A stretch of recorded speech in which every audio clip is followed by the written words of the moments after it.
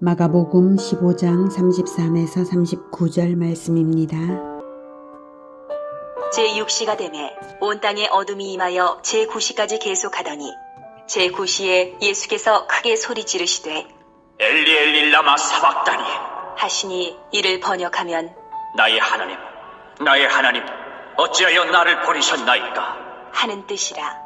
곁에 섰던 자 중 어떤 이들이 듣고 이르되 보라 엘리야를 부른다. 하고 한 사람이 달려가서 해면에 신 포도주를 적시어 갈대에 꿰어 마시게 하고 이르되 가만두라 엘리야가 와서 그를 내려주나 보자 하더라. 예수께서 큰 소리를 지르시고 숨지시니라. 이에 성소 휘장이 위로부터 아래까지 찢어져 둘이 되니라. 예수를 향하여 섰던 백부장이 그렇게 숨지심을 보고 이르되 이 사람은 진실로 하나님의 아들이었도다 하더라. 사랑하는 형제 여러분, 11월 3일 수요일 새벽 묵상에 오신 것을 환영합니다. 예수님께서 십자가에 못 박혀 피를 흘리신 것은 1500년 구약시대의 제사제도를 종식시키며 율법의 요구를 완성시키는 일이 됩니다. 예수님의 공생의 마지막 한 주간의 흐름을 보면 월요일에 성전 권력의 타락을 꾸짖으셨는데요. 성전 권력은 회개는커녕 오히려 예수님께 진리대결로 3번이나 시험을 했습니다. 회개가 없는 타락한 성전 권력에게 더 이상 성전 시스템을 맡겨두실 수는 없죠. 그래서 성전 파괴와 예루살렘 멸망을 예언하신 것이 화요일입니다. 예루살렘의 멸망을 선언하셨으므로 이제 이스라엘은 구원의 통로로서의 영적 주도권을 잃은 것입니다. 그렇다면 누가 구원의 새로운 통로가 될까요? 바로 성찬식으로서 예수님과 언약을 맺고 새 계명을 받은 자들입니다. 그 제자화의 계보를 잇는 모든 믿는 자들이 바로 비로소 새로운 이스라엘로 탄생된 것입니다. 성전 파괴를 선언하셨으므로 제사제도 역시 종식될 수밖에 없습니다. 제사제도와 함께 구약의 종교적 규례들은 모두 폐지되며 이제부터는 새로운 시대가 될 것입니다. 목요일 행적을 장소 중심으로 보면 성찬식 장소에서 겟세마네 기도 장소로, 그리고 거기서 체포되셔서 대제사장의 관저에서 불법 신문을 당하신 것까지가 목요일 밤의 과정입니다. 대제사장의 신문은 안나스의 신문과 가야바의 신문이 있었고요. 그 과정에 베드로의 3번의 부인이 있었습니다. 금요일 아침이 되기가 무섭게 빌라도에게 넘겨져서 진행된 과정이 이렇게 되었습니다. 빌라도와 헤롯 두 재판관으로부터 무죄를 인정받았죠.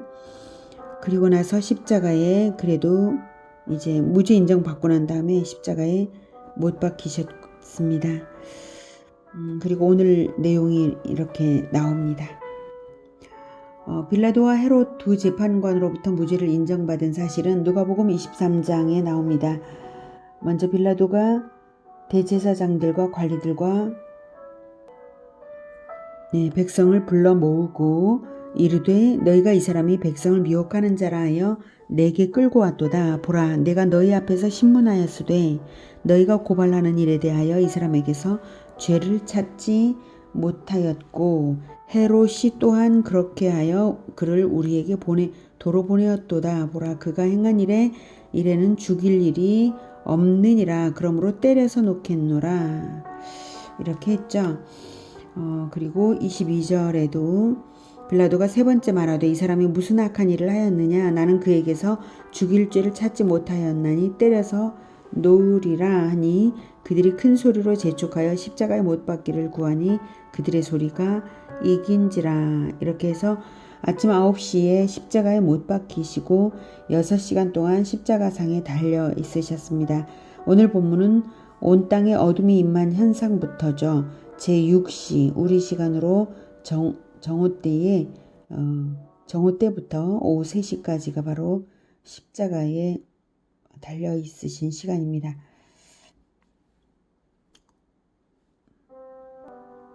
33절 제6시가 되매 온 땅에 어둠이 임하여 제9시까지 계속하더니 제9시에 예수께서 크게 소리 지르시되 엘리 엘리 라마 사박다니 하시니 이를 번역하면 나의 하나님 어찌하여 나를 버리셨나이까 하는 뜻이라.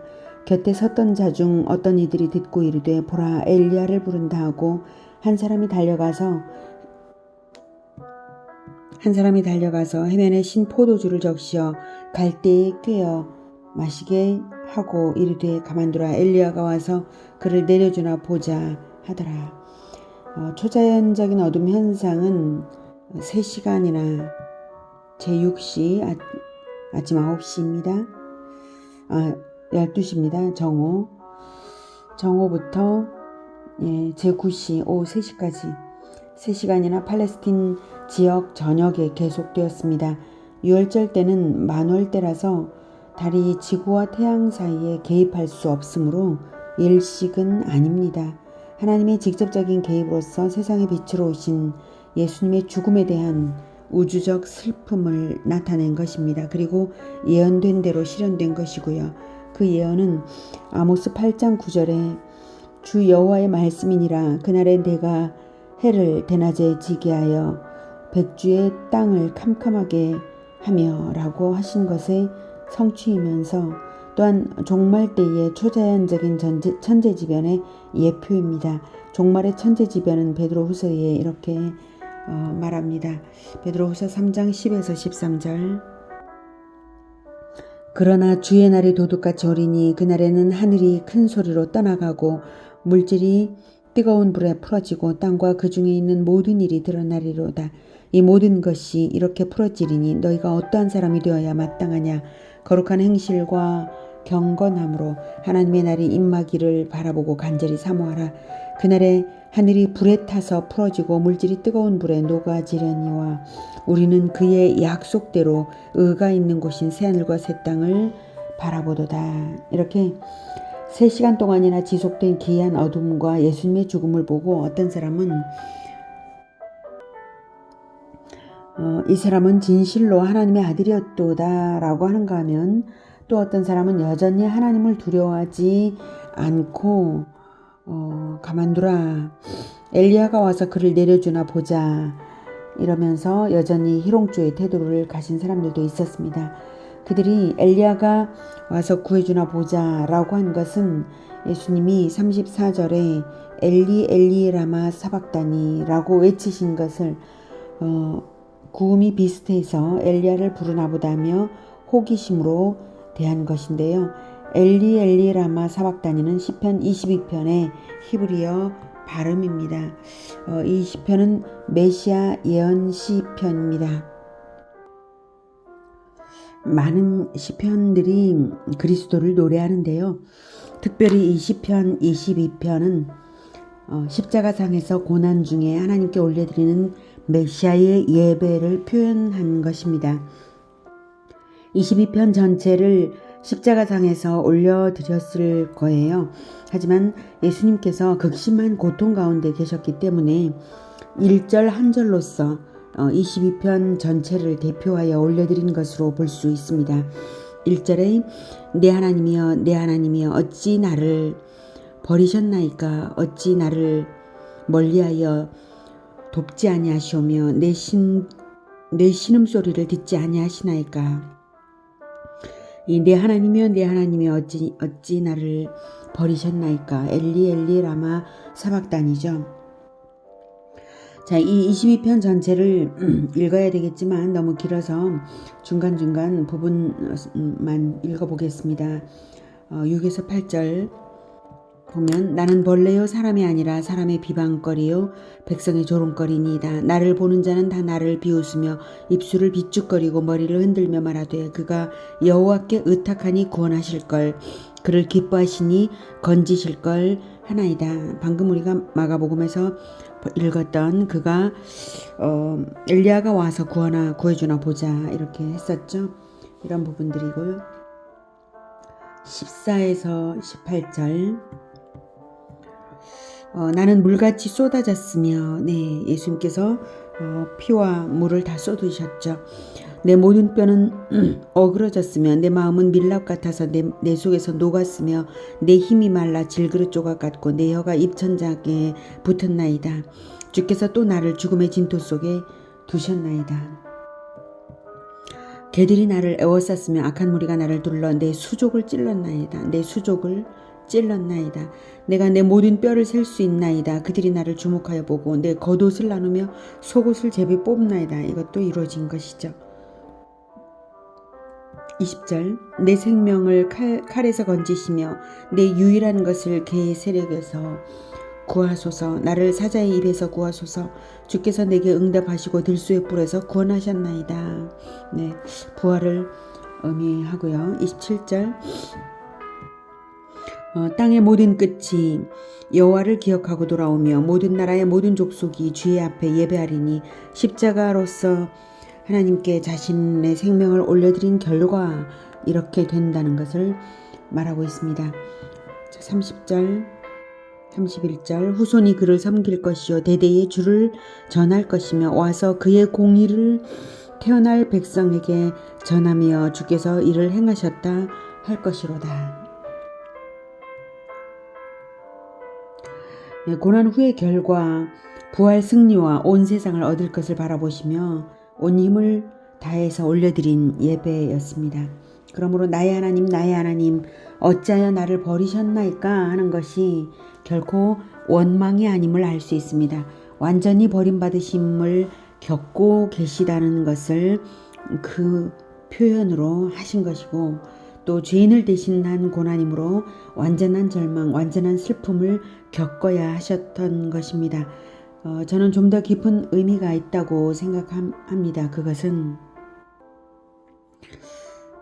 첫째 완전히 버림당하심을 겪으신다는 사실을 엘리 라마 사막다니라고 표현을 하셨고 그 다음 두 가지 질문까지 함축된 그러한 외침이 바로 엘리 라마 사막다니다 라고 저는 생각합니다. 이 두 가지 질문, 어떻게 독생자를 버리는 그 고통을 감내하고 계십니까? 하나님 아버지의 그 고통, 그것을 공감해 드리는 질문입니다. 세 번째로는 아들을 버릴 만큼의 이유가 무엇이었습니까? 라는 질문이죠. 인류가 하나님께 올려드렸어야 할 질문이 바로 이 질문입니다. 하나님께 올려드리는 예배는 하나님을 공감해 드리는 위로가 되거나 찬양이 되어야 하는 것이지 원망이 예배가 될 수 없기 때문에 하나님을 원망하는 말이 결코 아닙니다. 먼저는 예수님은 하나님의 마음을 위로해 드린 것입니다. 예수님 자신이 당하는 고통의 크기를 아버지 하나님께서 고스란히 알고 느끼실 것을 예수님은 다 아십니다. 그래서 자신의 고통보다 더욱 아버지의 고통을 위로해 드리는 의문형으로 표현했습니다. 다음은 독생자까지도 과감히 버리는 아버지의 뜻은 죄인들에 대한 무한한 사랑과 은혜 때문입니다. 그 이유밖에 다른 이유가 없습니다. 그 은혜와 사랑이 참으로 놀랍기 때문에 의문형으로 나타낸 것입니다. 아들을 버릴 만큼의 이유가 무엇이었습니까? 그 질문이 인류의 입에서 나와야 하는 질문이죠. 왜 하나님이 자기 아들을 저리도 끔찍하게 죽음당하게 하시는 거지? 왜 이렇게 인류가 질문을 해야 하는 것입니다. 하나님의 아들이 십자가 처형을 당하는 것을 아무 질문 없이 심드렁하게 볼 수 없는 것이 아닙니까? 그래서 예수님이 대표로 질문을 올려드림으로써 하나님의 은혜와 사랑을 제발 깨달으라고 하는 것입니다. 그래서 예수님의 이 절규 엘리 라마 사박다니는 자신을 올려드림으로써 땅의 모든 끝이 여호와를 기억하고 돌아오며 모든 나라의 모든 족속이 주의 앞에 예배하게 되는 그 결과를 얻으시는 것입니다. 방금 읽었던 시편 22편 30, 31절에처럼 후손이 그를 섬길 것이요 대대의 주를 전할 것이며 와서 그의 공의를 태어날 백성에게 전하며 주께서 이를 행하셨다 할 것이로다 이렇게 대답하게 될 것이다. 그래서 그것을 기대하고 질문하는 것입니다. 그 결과를 얻으시도록 자신의 생명을 올려드린다는 예배인 것이고 단번에 올려드린 영원한 제사인 것입니다. 이것이 제사였기에 그리고 예배였기에 히브리서에서 이렇게 말합니다. 히브리서 10장 10에서 14절. 이 뜻을 따라 예수 그리스도의 몸을 단번에 들이심으로 말미암아 우리가 거룩함을 얻었노라. 제사장마다 매일 서서 섬기며 자주 같은 제사를 드리되 이 제사는 언제나 죄를 없게 하지 못하거니와 오직 그리스도는 죄를 위하여 한 영원한 제사를 드리시고 하나님 우편에 앉으사 그 후에 자기 원수들을 자기 발등상이 되게 하실 때까지 기다리시나니 그가 거룩하게 된 자들을 한 번의 제사로 영원히 온전하게 하셨느니라. 네. 이것이 구약 제사 제도의 철폐이면서 새로운 산 제사의 시작입니다. 히브리서 10장 9절에 그 후에 말씀하시기를 보시옵소서 내가 하나님의 뜻을 행하러 왔나이다 하셨으니 그 첫째 것을 폐하심은 둘째 것을 세우려 하심이라. 이 둘째 것은 새 언약, 새 계명, 새 사명으로 세우는 것이고 성령의 인도를 받아서 이루어가는 천국을 말하는 것입니다. 16절에 주께서 이르시되 그날 후로는 그들과 맺을 언약이 이것이라 하시고 내 법을 그들의 마음에 두고 그들의 생각에 기록하리라. 이렇게 하셨죠. 성령을 우리 마음에 두셔서 성경을 깨닫게 하는 것입니다. 이렇게 첫째 것을 철폐하신 것이 37, 38절에 나타납니다. 마가복음 37, 38절 예수께서 큰 소리를 지르시고 숨지시니라. 이에 성소 휘장이 위로부터 아래까지 찢어져 둘이 되니라. 성소 휘장은 손바닥 두께만큼 두껍고 질긴 것이어서 사람의 힘으로 찢을 수 있는 것이 아닙니다. 그리고 위에서 아래까지 찢어졌습니다. 하나님께서 초자연적으로 역사하신 것이죠. 이것을 히브리서는 이렇게 말합니다. 그러므로 형제들아 히브리서 10장 19, 20절 그러므로 형제들아 우리가 예수의 피를 힘입어 성소에 들어갈 담력을 얻었나니 그 길은 우리를 위하여 휘장 가운데로 열어놓으신 새로운 살 길이요 휘장은 곧 그의 육체니라. 휘장은 곧 그의 육체니라. 이렇게 지성소 휘장을 걷는 일은 1년에 오직 단 한 번 있는데 원래 그랬는데요. 오직 대제사장만이 속죄 제물의 피를 들고 1년에 단 한 번 들어가서 하나님을 만나기 위하여 휘장을 걷는 것입니다. 그런데 그 휘장이 위로부터 아래까지 찢어져 둘이 되었다는 것은 무엇을 말하겠습니까? 바로 히브리서가 말하는 것처럼 예수님의 보혈을 들고 은혜로우신 하나님의 보좌 앞에 들어오라는 뜻입니다. 우리가 예수님의 이름으로 기도를 드릴 때에 우리는 보혈을 들고 지성소로 나아가는 것인 줄을 믿으시기 바랍니다. 39절 예수를 향하여 섰던 백부장이 그렇게 숨지심을 보고 이르되 이 사람은 진실로 하나님의 아들이었도다 하더라. 은혜의 보좌로 보혈을 들고 누구나 제한 없이 나아가도록 우리를 무제한으로 만나기를 원하시는 아버지의 뜻을 받들어서 스스로 몸을 찢어서 스스로 성전이 되신 예수님이십니다.